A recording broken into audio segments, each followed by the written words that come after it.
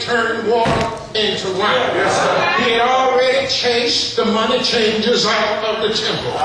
And he had already told them, stop turning my Father's house into a marketplace. By the time Jesus got to the pool, Nicodemus, who is a Pharisee,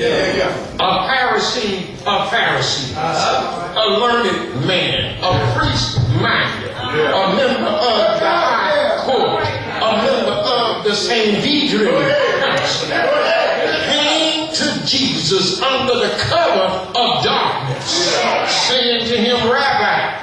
Some people get it confused. They say he said, Rabbi, we know. But he said, Rabbi, I know. First person. I know that thou art a teacher from God, because nobody can do the things you do apart from the presence of God. And Jesus told him, no man can see the kingdom of God without being born from above.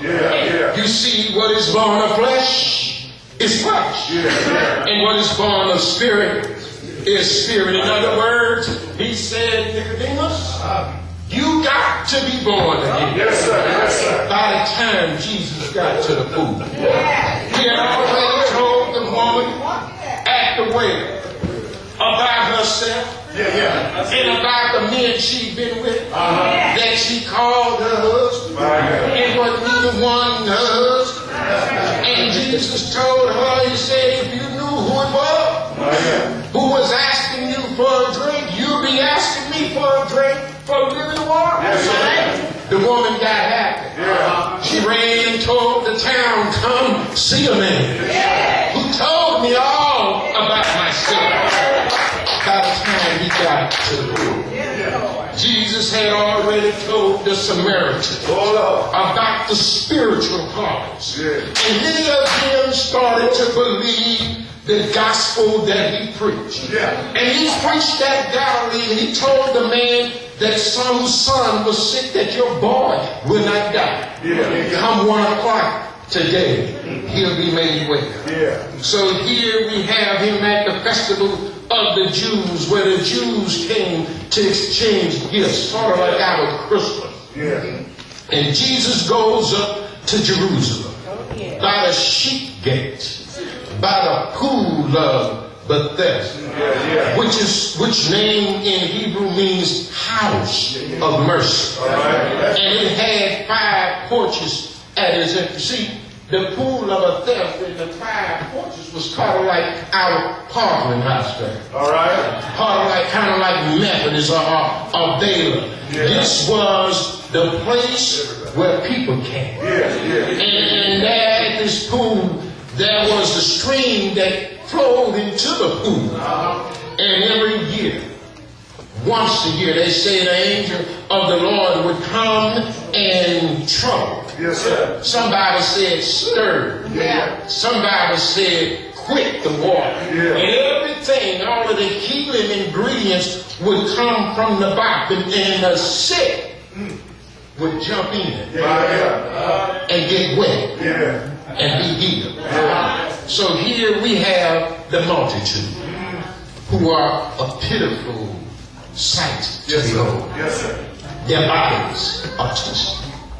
They're sick in their sickness. And we can picture them as we look at them like sinners in their helplessness, in their blindness, in their uselessness, in their haplessness, in their dependency. Even though a lot of people may be healthy in body. A lot of people are healthy in body. They are sick of soul. And they are separated from God. And guess what? They're waiting. They're waiting. Picture, if you will, these people waiting on the angel to come and waiting for the opportunity to get in the pool, to get into the water, to get wet, to get healed. And even while they waited for the angel, the great physician, the one who gives the angel the authority, the one who gave him the power to stir the water, was dwelling in their midst. And guess what? They didn't even recognize him. So he was here at the pool of Bethesda, the porch of mercy, where the sick, the disabled, the lost, the desperate, the often disappointed had gathered for their chance to get in the pool. And here was a man who didn't know Jesus, but who had seen people in his life who he depended upon fail. I'll see where I'm going in a second. He saw his family fail. He saw his friends fail. He saw, brother deacons, don't get mad with me, but he saw the deacons fail. He saw the mother board, I ain't gonna leave you out, fail him. He saw the usher board fail him. He saw the preachers. Amen, church. Fail him. He saw the whole church fail him, even his prayer partner failed him. So after so many years of taking him to the pool. But what I'm trying to say is that no matter who you go to, no matter what the situation is, everything will fail. But when you go to Jesus, Jesus never fails. So here's Jesus asking me what I thought to be a very insensitive question. Here he sees this man lying on the ground. And he asks him a question, do you want to get well? Now you talk about politically incorrect. Lord have mercy. But what was Jesus thinking about? Why would the Lord ask someone whom he see at the pool? If they wanted to get well. Jesus saw he'd been there for a long time. And I know and you know, Jesus knew he'd been there before he got there. He knew he'd been there day in and day out. Night in and night out. Week after week, month after month, year after year for 38 years.